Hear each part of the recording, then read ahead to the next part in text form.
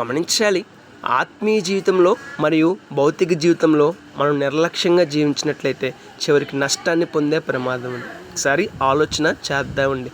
చాలామంది వ్యక్తులు ఆత్మీయ జీవితంలో నిర్లక్ష్యంగా జీవిస్తూ ఉంటున్నారు. భక్తి జీవితంలో నిర్లక్ష్యంగా జీవిస్తూ ఉంటున్నారు. విశ్వాసంలో నిర్లక్ష్యంగా జీవిస్తూ ఉంటున్నారు. ప్రేమలో నిర్లక్ష్యంగా జీవిస్తూ ఉంటున్నారు. నీతిలో నిర్లక్ష్యంగా జీవిస్తూ ఉంటున్నారు. అదే ప్రకారంగా భౌతిక జీవితంలో చదువుల్లో నిర్లక్ష్యంగా జీవిస్తూ ఉంటున్నారు. పనిబాటల్లో నిర్లక్ష్యంగా జీవిస్తూ ఉంటున్నారు. ఉద్యోగంలో నిర్లక్ష్యంగా జీవిస్తూ ఉంటున్నారు. కుటుంబ బాధ్యతల్లో నిర్లక్ష్యంగా జీవిస్తూ ఉంటున్నారు. ఇటు ఆత్మీయంగాను అటు భౌతికంగాను మనం నిర్లక్ష్యంగా జీవించినట్లయితే రేపటి దినాన గొప్ప నష్టాన్ని పొందే ప్రమాదం ఉంది. కాబట్టి ఆత్మీయ జీవితాన్ని గురించి భౌతిక జీవితాన్ని గురించి దేవుని దగ్గర ప్రార్థన చేయాలి. నిర్లక్ష్యంగా జీవించకుండా చురుకుగాను బాధ్యతగాను వ్యవహరించడానికి మనం శక్తినివ్వమని దేవుణ్ణి అడగాలి. సహాయం చేయమని దేవుడిని అడగాలి. అప్పుడే శ్రేష్టమైన జీవితాన్ని శ్రేష్టమైన ఆశీర్వాదాన్ని పొందగలిగిన వారం అవుతాం. చాలామంది వ్యక్తులు నిర్లక్ష్యంగా జీవించడం చేత గొప్ప నష్టాన్ని పొందుతున్నారండి. మన జీవితం అలా ఉండకూడదు కదా. మనల్ని నమ్ముకుని కుటుంబాన్ని మనం గొప్పగా పోషించాలి కదా.